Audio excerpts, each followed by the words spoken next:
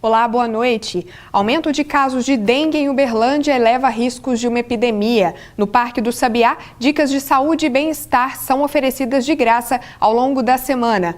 Em Brumadinho, mais de 280 pessoas ainda estão desaparecidas. Na edição de hoje, especialistas da UFO falam sobre o rompimento da barragem da mineradora Vale, que aconteceu na última sexta-feira em Brumadinho, no nosso estado de Minas Gerais. O Jornal da UFO começa agora.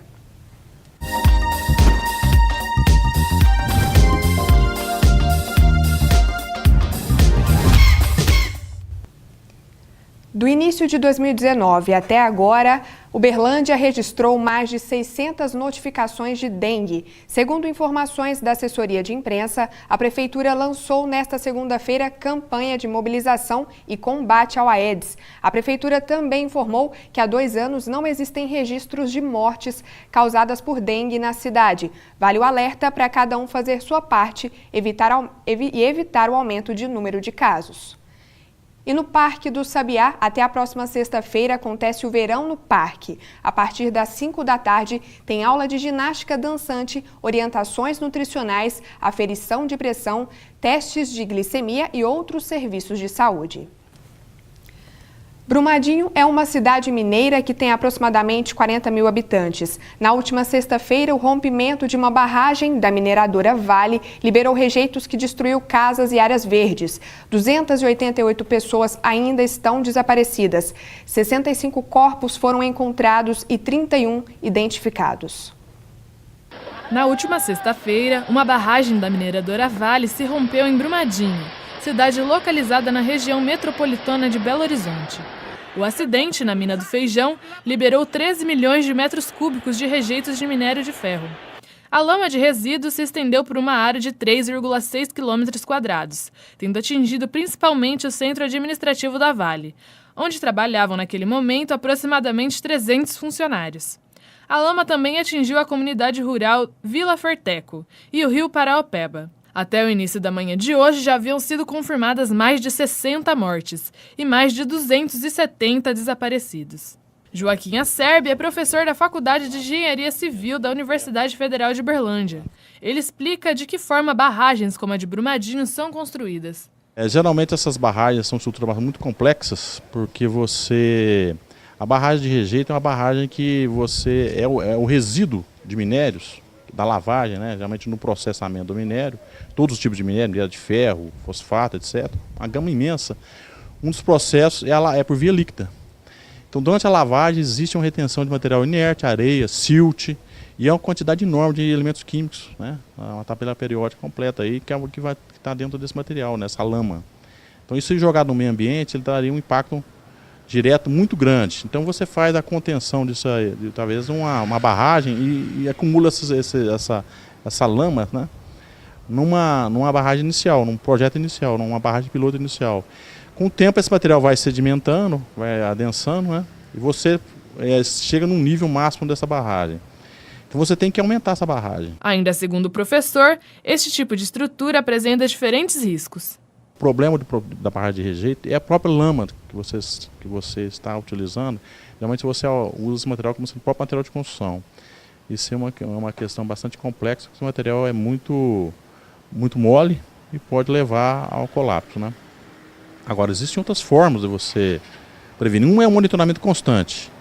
Você vê os deslocamentos, vê piezômetros, você tem medição de nível de água, você mede a contaminação, influência, o que está acontecendo com a filtração de água, você consegue prever isso aí. Realmente a barragem avisa quando está deformando demais, está tendo problema, entendeu? Este professor da Escola Técnica de Saúde da UFO destaca que, além do dano causado pela exploração mineral na região, o rompimento de barragens polui a água e o solo e afeta o ecossistema local. O impacto ambiental, ele é, do ponto de vista ligado à questão ambiental mesmo da natureza, que você elimina vidas, por exemplo, aquática, no caso da fauna e a flora.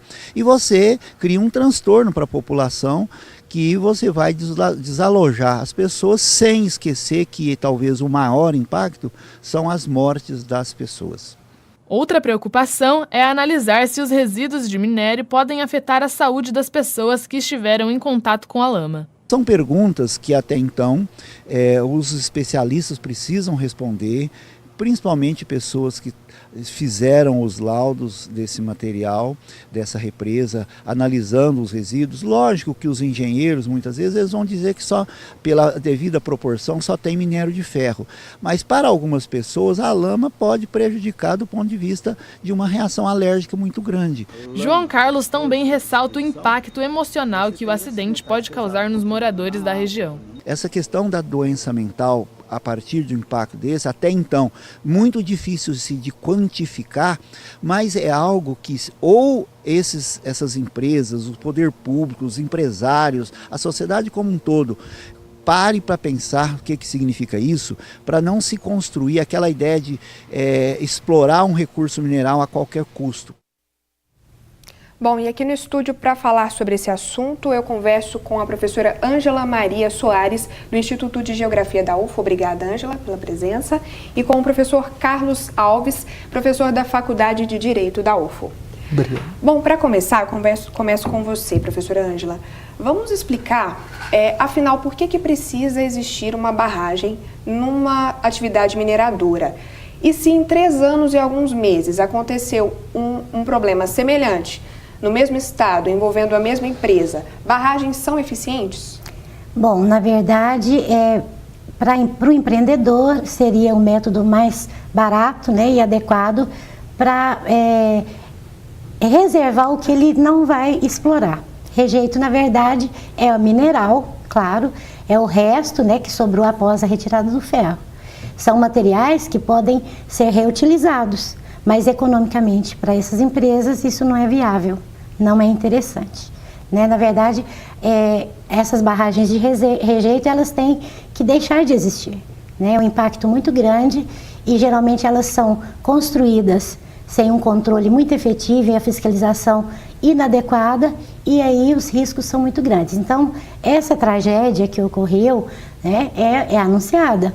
Isso não foi do dia para a noite. Essa barragem, certamente, ela deveria ter sido monitorada, né? Então, eu acho que culpados para isso nós temos muitos. Os empreendedores que querem ganhar a qualquer custo, os órgãos fiscalizadores que não fazem o trabalho com eficiência, são morosos e ineficientes. Então, nós temos muitos culpados, né, num evento como esse. Né? A professora Ângela comentou sobre os culpados, professor Carlos. Nos últimos dias houve a prisão de 5 engenheiros, né? 3 Sim. trabalhavam na Vale. Há suspeita de fraude nessa verificação, porque aquela barragem ela estava com uma situação ok. O que o documento divulgado exibia é que ela não estava em risco de acontecer uma coisa dessas. Os laudos apresentados pela empresa, e aí o seu CEO, ele fala, tem auditorias que foram contratadas, não sei o quê, todo esse papo. Mas o que eu quero deixar bem claro é que existe uma relação muito amistosa entre as empresas, como a Vale, e os órgãos de licenciamento ambiental. Que esses órgãos pertencem a quê? Ao governo? Ao Estado. Ao Estado. Ao Estado. Ou seja, o que eu quero dizer com isso? O que eu quero dizer com isso é que a participação popular, ou seja, a participação daqueles que sofreriam com as consequências de uma conduta como essas pessoas participam muito pouco pela legislação que temos, pelas resoluções do CONAMA, pela Lei de Política Nacional do Meio Ambiente, porque o que a lei prevê é a participação da população diretamente interessada através de audiências públicas. Isso acontece ou seja, ou não? Isso acontece, só que isso é insuficiente. Entendi. Quer dizer, as pessoas que são vítimas não participam desse processo, não participam da dinâmica de licenciamento e de discussão se elas realmente querem, se elas estão interessadas na colocação, na construção de uma barragem naquele tipo de local. Ou seja, os moradores de Brumadinho provavelmente não foram consultados. Alguns, se você for observar esses dias na imprensa, você vai ver que alguns ambientalistas participaram de uma audiência pública, votaram contra a instalação da barragem lá. Aí o que acontece? Só que isso não vincula, por exemplo, a instalação ou não. Isso não vincula os poderes públicos. Existe um processo de licenciamento que agora, depois de tudo, depois da repercussão negativa que está ocorrendo, a gente está querendo mudar os critérios do processo de licenciamento. Mas agora que a porta já está estourada, agora que olha o número de vítimas, a gente fala da questão de Mariana, agora, depois de Mariana, com 9 vítimas, as coisas mudaram. Não mudaram. os controles administrativos do poder público, eles não funcionaram e continuaram não funcionando. E, além disso, o IBAMA informou que a Vale era uma das que gerenciava, né? Lá em Mariana era a Samarco, Pelo a sistema dona. de gerenciamento de barragens que temos hoje no Brasil, que é um sistema de gerenciamento de 2010, a empresa mineradora é que faz o controle, que contrata a auditoria Para dizer se está ok para ou não. dizer se está ok ou não. Ou seja, o que a gente faz? A gente pega o lobo e coloca o lobo para vigiar, desculpa a expressão, mas para vigiar o galinheiro. Então, ou seja, está invertida a lógica. E olha, nessas relações aí políticas que se estabelecem, eu quero deixar bem claro uma coisa. E aqui eu não estou falando que é o governo A, governo B, governo C, é a questão da gestão ambiental no Brasil. Legislação, nós temos uma legislação que desde a Constituição ela começa falando sobre proteção ética do meio ambiente, intergeracional e tal, não sei o quê. Só que a questão da gestão administrativa, o cuidado com as pessoas, a questão do Estado assumir seu papel, isso falta muito nessa questão. Por exemplo, Minas Gerais. Minas Gerais tem um grande contingente de barragens, a professora Ângela pode até me falar melhor sobre isso. Nós temos... Esses dias foi levantado que tinham 4 fiscais para fiscalizar todas as barragens de Minas Gerais. Não é suficiente. Isso é insuficiente, isso é deficitário, isso é um Estado que não cuida, que não se interessa, que se omite. Então, tragédia, não. É crime. A senhora é crime. concorda? É crime? Sim, porque se você não cuida, né? Porque uma obra como essa tem estudos prévios, né? Que são os estudos de impacto ambiental. Eles vão subsidiar o grau de risco e aí elabora-se um plano de barragem, onde a população envolvida tem que ser, né, informada, tem que ser avisada, tem que participar do processo, como o colega falou. Existe então, um sistema de avaliação, sim, né? avaliação de impacto ambiental, Todo lugar avaliação de risco. Todo lugar que tem barragem está em algum nível em risco? Na verdade, nós temos, né, em Minas Gerais, um pouco mais de 3 mil barragens. Certo. Então, dentre elas, as de rejeito, mas nós temos as hidrelétricas. E o controle e a manutenção disso, né? Então, existe obra 100% segura? Não, não existe. Então, a gente tem que, operacionalmente, a gestão no nosso estado é muito ruim, né? Como o professor disse, falta pessoal, falta, né, estrutura para que faça o trabalho de fiscalização. Então, isso fica a cargo do próprio empreendedor. Né? Letícia, não sei se a professora Ângela concorda comigo, mas há um processo de sucateamento da estrutura estatal. Eu vou colocar desde o seguinte, desde a Lei de Política Nacional do Meio Ambiente, que é um marco em termos de proteção ambiental, que é de 1981, a Lei 6.938, que criou uma série de mecanismos que foram regulamentados por resoluções do CONAMA, mas há ou não há, professora Ângela, um sucateamento dessa estrutura estatal de proteção desse tipo de situação. Não funciona. O meio ambiente, ele não é prioridade, né? Nós sabemos que as taxas são elevadas e esse recurso não retorna para estruturar, né, essa parte, né? Aqueles técnicos que cuidam. Então, eu falo, o licenciamento ambiental é muito moroso, demora muito, porque não tem estrutura, não tem condição. Aí eu vejo governantes que querem agilizar o licenciamento ambiental. Né? Nós temos que aumentar o rigor das análises ambientais, não é agilizar. Nós temos que fazer uma avaliação de risco e de impacto maior. Para isso nós precisamos de pessoal, de estrutura. Então a Secretaria de Meio Ambiente, ela é mais uma fachada, né? Não faz o seu papel. Então é isso que a gente tem visto desde o divisor de águas, que é 1981. Pelo que vocês falaram, é um cenário muito complexo, sim, de vários culpados. Sim. Mas do ponto de vista jurídico, professor, como é que a gente vai fazer? Alguém precisa ser responsabilizado, eu acredito, do ponto de vista jurídico. Como é que o senhor acha que vai acontecer esse processo? A reportagem mostra uma questão ali muito séria, isso que eu chamo de a dupla face do dano ambiental.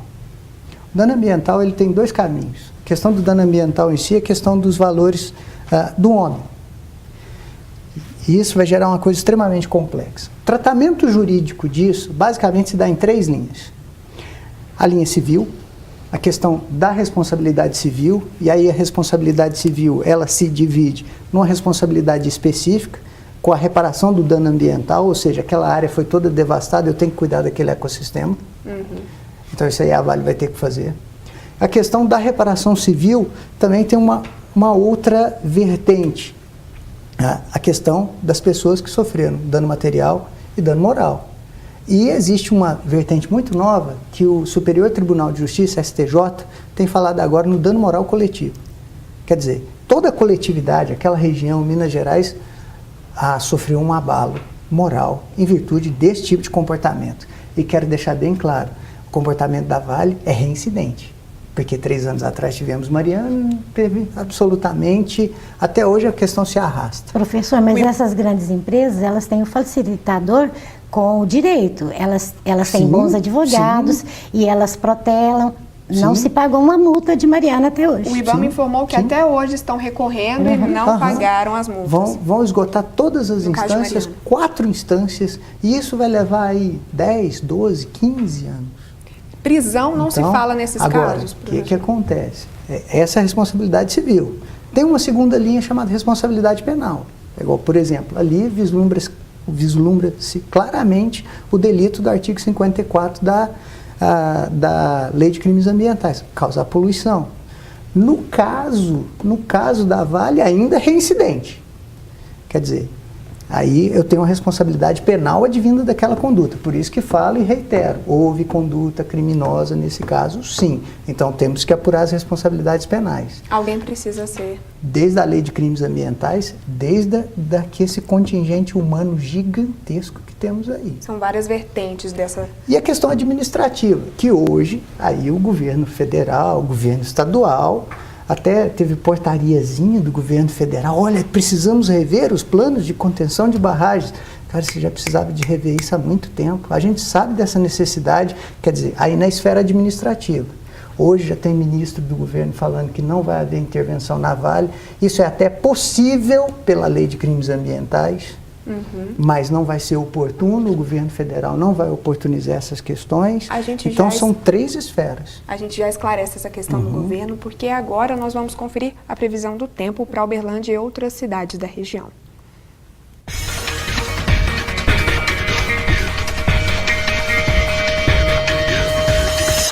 A quarta-feira em Uberlândia vai ser de sol entre nuvens e à tarde pode chover. A mínima fica 19 graus e a máxima 30. Dia parcialmente nublado em Patos de Minas. As temperaturas ficam entre 17 e 30 graus. Possibilidade de pancadas de chuva em Monte Carmelo e céu nublado na maior parte do dia. Mínima de 20 graus e máxima de 31. O dia volta a ficar quente em Ituiutaba e não tem chance de chuva. Mínima de 20 graus e máxima de 35. Em Coromandel, o sol predomina pela manhã e à tarde pode se esconder atrás das nuvens. A mínima é 19 graus e a máxima 31. E no próximo bloco a gente continua a falar sobre as consequências do rompimento da barragem em Brumadinho. Tem ainda o quadro Mercado de Trabalho. Até já!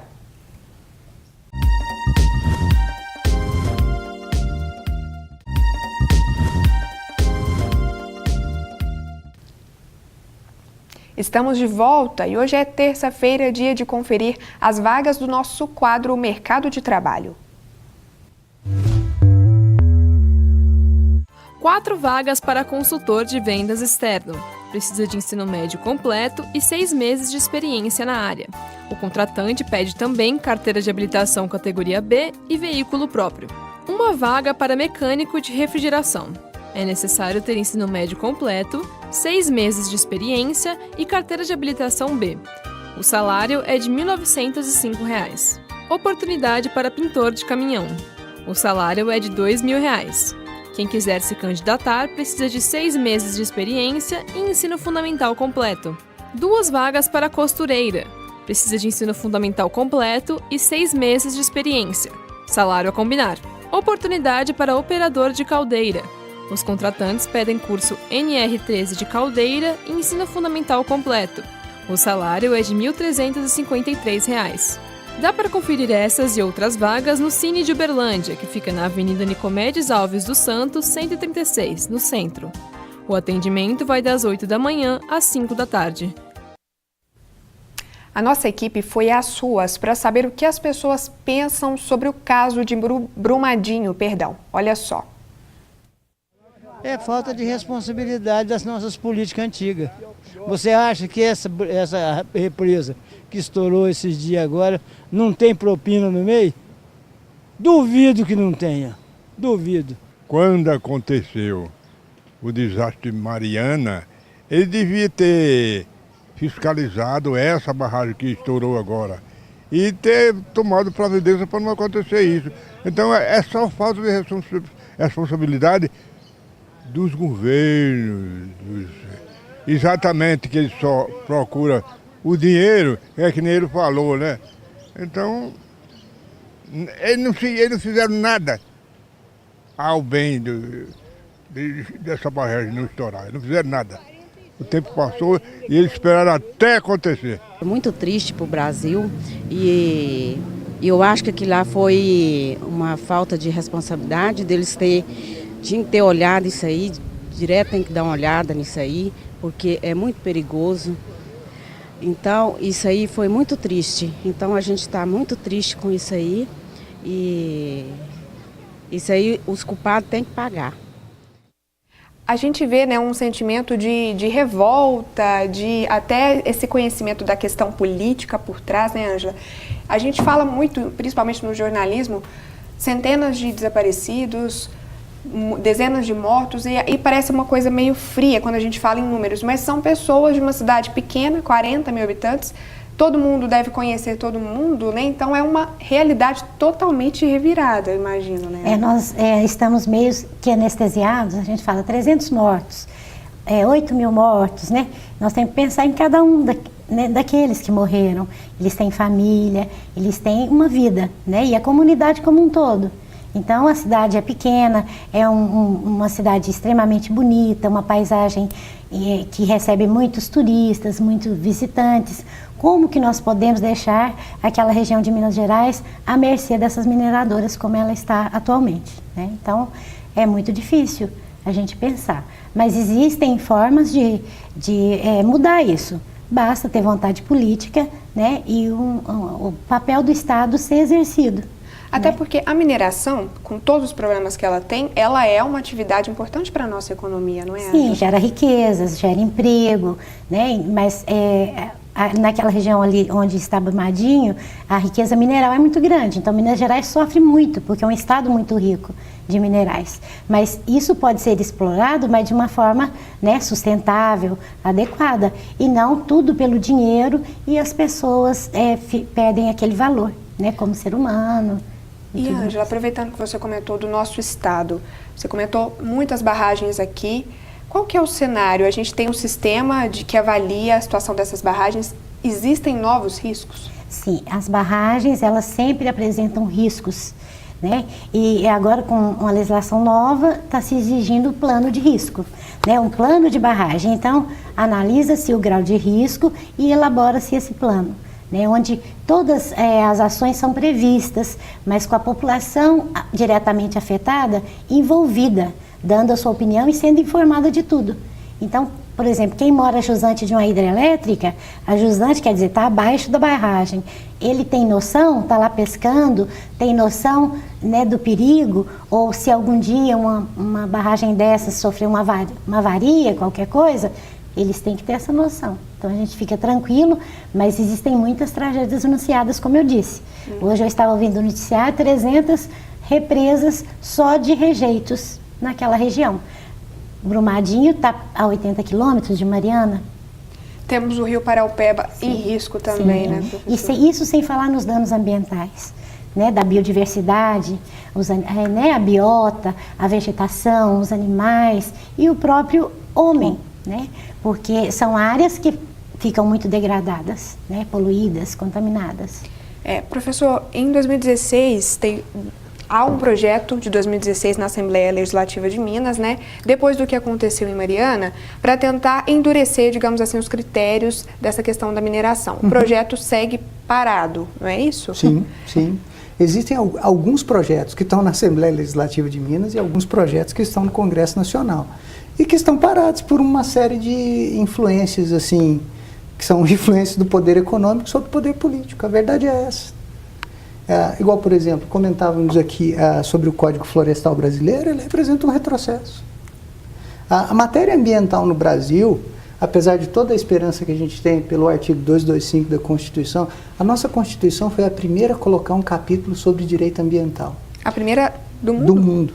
Até um capítulo reservado sobre direito ambiental está no artigo 225. E no 225, parágrafo 3º, ele fala sobre a responsabilidade penal, administrativa e civil advinda desse tipo de conduta criminosa. E o que acontece? A gente tinha esperança que a partir daí se construísse todo um ordenamento jurídico centrado nessa proteção intergeracional, essa proteção ética e responsável do meio ambiente. Mas o que acontece? Acontece que a pressão do poder econômico sobre a aproximação do poder econômico junto ao poder político parece que desvia um pouquinho o foco dessa questão. Porque o foco é o quê? O foco é a liberação rápida. O foco é acabar com o que já se chamaram de indústrias de multas ambientais, sabe? Esse monte de ideia pré-concebida que a gente carrega e que alguns agentes políticos acabam destilando para desviar a atenção e para enfraquecer a proteção ambiental. A proteção ambiental não é só para mim, a proteção ambiental é para a coletividade. O Brasil parece que insiste em não pensar na sua coletividade. O país não é construído para todos. O país é construído por um grupo. E aí esse grupo que determina isso. E aí a gente cria situações esdrúxulas, como essa que nós comentamos aqui, de recursos protelatórios dentro da justiça, com esgotamento de instâncias, e as pessoas, o ser humano, o contingente humano acaba sofrendo. Professora, pelo que o professor disse, a legislação podia ser mais firme. Seria uma estratégia, algo que atrai empresas, inclusive multinacionais, internacionais de mineração para o nosso país? É uma estratégia econômica? Sim, na verdade, a legislação ela é excelente, a legislação ambiental brasileira. Só não é cumprida. O que falta é a gestão, é fazer com que essa lei seja cumprida. Então, a legislação ela é modelo, né? Muitos países até copiam o Brasil. O problema é a questão da gestão, é do dia a dia, é o controle, a fiscalização. Né? Então, o problema é mais dos órgãos públicos, né, enfrentar esse capital. E isso nós sabemos que hoje é quase que impossível. Eles não conseguem. E como é que a gente vai sair desse quase um ciclo? Na verdade, o Brasil é um país extremamente rico, né? Nós temos muitas riquezas que muitos países não têm, né? Mas falta nós termos amor a isso, saber cuidar, ter ética, né? Não querer para o outro o que nós não queremos para nós. E, infelizmente, nós ainda vamos passar por muitas gerações para mudar esse país, do ponto de vista ético, né, e responsável. Né? Letícia, diga, professor. E professora Ângela, eu disse em outras ocasiões aqui, e tenho falado isso dentro da minha querida universidade, uma coisa. Acho que a gente podia, e essa é uma frase do ministro Marco Aurélio de Mello, ele pegou e falou assim, a gente tem que amar um pouquinho mais a Constituição. E eu tenho que seguidamente falar dessa questão, como jurista. Porque a partir dali, se a gente elegeu aqueles bens como bens necessários, indispensáveis à vida em sociedade, e dentre eles a proteção do meio ambiente, a gente tem que trabalhar no sentido de tornar isso efetivo. É o que a professora Ângela fala.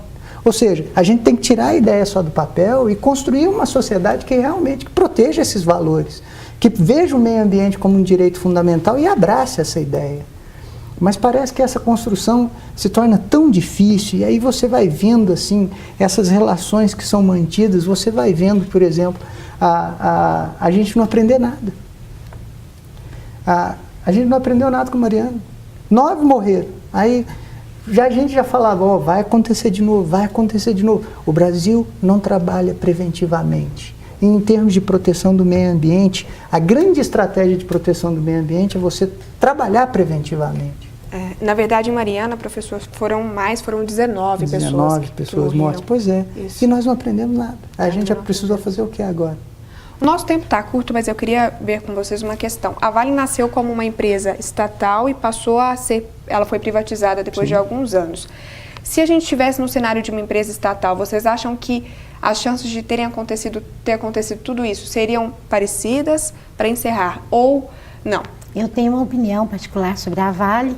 É a nossa maior riqueza, que foi vendida a preço de banana, né? Em 3 meses ela se pagou, você ter uma ideia, era um grande patrimônio dos brasileiros. E ela foi vendida, né, privatizada, e eu acredito que os capitalistas que assumiram essa empresa, eles não se preocupam muito com a questão do perigo, a questão ambiental, né? Então, eu acredito que apesar que o nosso governo também não é muito eficiente como gestor de empresas, nós sabemos disso, mas a Vale, como ela lida com recurso mineral, ela é uma empresa que tinha que ser dos brasileiros. Nós estamos mandando nossos recursos, né, para outros países, né, e a gente lucra pouco com isso. Eu acho que a gente poderia aproveitar melhor essas riquezas que nós temos. Acho que é um meio termo entre o lucro e a responsabilidade social e ambiental, não é?